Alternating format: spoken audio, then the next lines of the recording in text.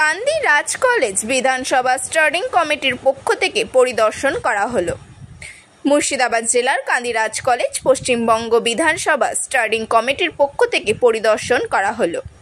এই পরিদর্শনে উপস্থিত ছিলেন বিধানসভার স্টাডিং কমিটির চেয়ারম্যান থেকে শুরু করে পার্শ্ববর্তী বড়োয়া বিধানসভার কেন্দ্রের বিধায়ক জীবন কৃষ্ণ সাহা, কান্দি পৌরসভার পৌরপিতা জয়দেব ঘটক, কান্দি রাজ কলেজের অধ্যক্ষা সোমা দত্ত সহ অন্যান্য বিশিষ্ট ব্যক্তিবর্গরা। MD রফিকের report, RANews.in। नमस्कार, আমি उत्कर्ष Singh, SDO Kandi, and I welcome all honorable members of the standing committee to Kandi. নমস্কার, আমি জয়দেব ঘটক, সভাপতি কান্দি পৌরসভা এবং গভর্নিং বডির সদস্য।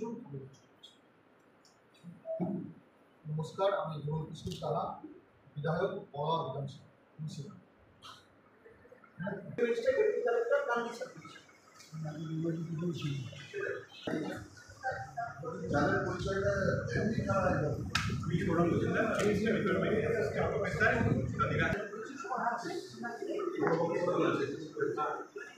পশ্চিমবঙ্গ বিধানসভা হায়ার এডুকেশন কমিটির অল মেম্বার্সরা আমরা এখানে এসেছি। আমাদের সঙ্গে বিধানসভার স্টাফরা আছেন, যারা অফিসার, সঙ্গে আমাদের আছেন হায়ার এডুকেশন ডিপার্টমেন্টের অফিসাররা আছেন। আমি এই কমিটির চেয়ারম্যান।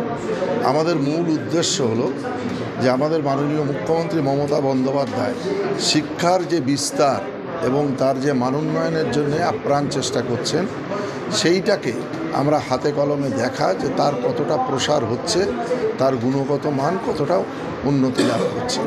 এবং গভর্নমেন্ট অফ ওয়েস্ট বেঙ্গল এই কলেজগুলোকে নিয়ে, ইউনিভার্সিটিগুলোকে নিয়ে যে সমস্ত রুলস রেগুলেশন তৈরি করেছে, সেই সমস্ত রুলস রেগুলেশনগুলো এই কলেজগুলো ঠিকভাবে পালন করছে কিনা, কোথাও তাদের ত্রুটি বিচ্যুতি আছে কিনা, এবং তাদের আরও কি নিড আছে, এই ডিটেলসটা আমরা জানতে এসেছি। ওনাদের কাছ থেকে বিভিন্ন রকমের সাজেশন থাকলে সেগুলো আমরা নেব, এবং আমাদের পক্ষ থেকেও কোনো সাজেশন থাকলে সেটা আমরা ওনাদেরকে দেবো। এবং সব মিলিয়ে আফটার ডিসকাশান আমরা এখান থেকে যেটা পাবো সেটা পশ্চিমবঙ্গ বিধানসভাতে আমাদের রিপোর্ট করতে হয়। আমরা রিপোর্ট বানিয়ে ওখানে করব, এবং সেটা মাননীয় শিক্ষামন্ত্রী এবং আমাদের টোটাল পশ্চিমবাংলার মানুষ সেটা জানতে পারবে, এবং মাননীয় মুখ্যমন্ত্রীও সেটা সব কিছু অবগত হবে। না, আমরা এখানে আজকে মুর্শিদাবাদ জেলায় কান্দি কলেজে এসেছি। আগামীকাল আমাদের মালদাতে আছে, তারপরে আমাদের বালুরঘাট আছে, দক্ষিণ দিনাজপুর আছে, ফেরার পথে আবার মুর্শিদাবাদ একটা বিএড কলেজ আছে। বুঝলাম যে আমাদের পাশের ব্লক, যেটা বড়দের একটা কলেজ আছে, পাঁচপুকুর হরিকিং কলেজ বলে, সেখানে সায়েন্সের একটা বড় চাহিদা রয়েছে। কারণ সেখানকার ছেলেগুলোকে ছুটতে হচ্ছে বিভিন্ন জেলায়, বা কান্দি রাজ কলেজে চান্স পেলে বহরমপুর বা মালদায় ছুটতে হয়। ওখানে যারা চান্স কলেজে যদি বিজ্ঞান বিভাগটা চালু করা যায়, তাহলে কেমন হয় সেই বিষয়ে? সেটা শুনুন, সেটা তো আমরা নিশ্চিত বিভিন্ন কলেজ, শুধু এ তো আজকে নতুন ভিজিট করছি না, আমরা আমাদের এই টেনিওরে 2021 থেকে শুরু করেছি।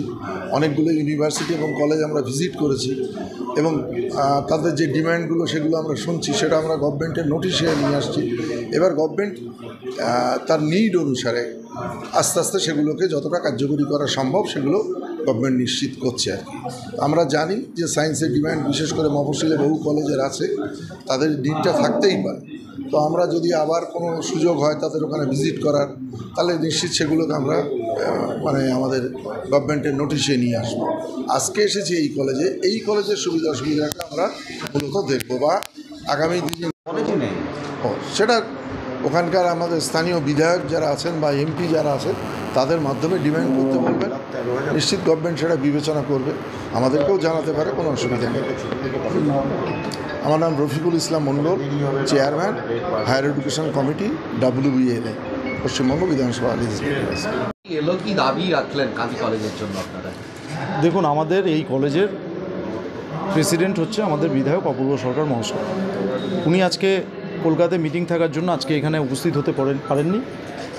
আমিও এই কান্দি রাজ কলেজের ছাত্র এবং বর্তমানে পৌরসভার চেয়ারম্যানের সুবাদে এখানকার গভর্নিং বডির সদস্য। আমরা প্রিন্সিপালের সঙ্গে আলোচনার ভিত্তিতে এই কলেজের কিছু কাজকর্ম আছে, ক্লাসরুমের ডিমান্ড দিয়েছি, ল্যাবের ডিমান্ড দিয়েছি। আর যেহেতু সাব ডিভিশনের এই কলেজে সায়েন্স দীর্ঘদিন ধরে এখানেই পড়ানো হয়, যদিও এই রিসেন্ট নগর কলেজে ম্যাথ অনার্স আর ফিজিক্সের অনার্স খুলেছে, কিন্তু কেমিস্ট্রি অনার্স এবং বায়োলজির যে অনার্সগুলো আছে আমাদের সাব ডিভিশনে একমাত্র এই কান্দিরাজ কলেজেই পড়ানো হয়।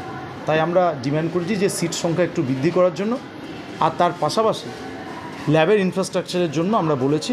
আর বিধায়কের পক্ষ থেকে ওনাদেরকে অনুরোধ করেছি যে আমাদের কাঁদি রাজ কলেজের বলে নয়, এই কাঁদি শহরের মধ্যে কোনো সরকারি কোনো ময়দান নেই, মাঠ নেই। আমরা ওনাদের রেকমেন্ডেশনে রাখার জন্য বলেছি যে খেলার মাঠ একটা রেকমেন্ডেশন আপনাদের রাখার জন্য, যাতে আগামী দিনে সরকারের কোনো জায়গা যদি থেকে থাকে সেটাকে যাতে আমরা স্কুল কলেজের খেলার মাঠ হিসেবে পেতে পারি। যদিও আমাদের যে মোহনবাগান মাঠটি আছে সেই মাঠটি কান্দিরাজ হাই স্কুল এন্ডোর্সমেন্ট স্টেটের নামে ব্যক্তি মালিকানা আছে, সেজন্য আমরা ওনাদেরকে বলেছি একটা মাঠের প্রপোজাল দেওয়ার জন্য। যে দীর্ঘদিনের তো মানুষের দাবি ছিল একটা গার্লস কলেজে, সেটা কি দাবি আজকে রাখলেন এখানে? ওনাদেরকে জানিয়েছি, লিখিত আকারে বলেছি। যদিও আমাদের এখানে কান্দিতে দুটো কলেজ আছে, দুটোই কোয়েড কলেজ। এই মুহূর্তে আমরা গার্লস কলেজের দরকার প্রয়োজনীয়তা আছে, সেই বিষয়ের আগেও বিধায়ক আপনাদেরকে বলেছেন। আমরা ওনাদের সামনে বললাম, যদিও এটা যেহেতু কান্দি রাজ কলেজের ভিজিট, তাই আমরা এই ভিজিটে অন্তত এই কথাটা বলতে পারি না, আমরা আনঅফিসিয়াল তাকে জানিয়েছি। রুমের সংখ্যা খুব কম, আরও একটা বিল্ডিং দরকার আমাদের টিচার কম আছে, অনেক ডিপার্টমেন্টে আমাদের স্যাংশন পোস্ট নেই, সেগুলো আমরা চাইছি। আমাদের নন টিচিংয়ের সংখ্যা খুব কম, নন টিচিং পোস্ট ক্রিয়েশন এবং ফিলিং আপের জন্য চাইছি। আমাদের ল্যাবরেটরি এবং ল্যাবরেটরি ইকুইপমেন্টসের জন্য গ্র্যান্ট চাইছি। এবং সর্বোপরি আমাদের যে পানীয় জলের ব্যবস্থা সেটা যথাসাধ্য আমরা করেছি, কিন্তু মনে হয় আরও বেশি দরকার, আমরা অর্থের অভাবে এটা করতে পারছি না। তারপর আমাদের দীর্ঘদিনের হস্টেল পড়ে আছে, হস্টেলটা আমরা যদি ঠিক করতে পারতাম সেটাও আমরা পারছি না করতে, যেহেতু আমাদের কোনো গ্রান্ট নেই। আমাদের একটি পুরনো বিল্ডিং ভাঙা অবস্থায় পড়ে আছে, সেটাও আমরা ঠিক করতে পারছি না। এইগুলো যাতে আমরা কিছুটা গ্রান্টের জন্য ওনারা ব্যবস্থা করে দেন, এটা একটু বলবো, রেকমেন্ড করেন কোথাও। এবং টিচার, নন টিচিং রুম এগুলো অবশ্যই আমাদের দরকার। কি আশ্বাস দিলেন প্রিন্সিপাল কান্দিরাজ কলেজ।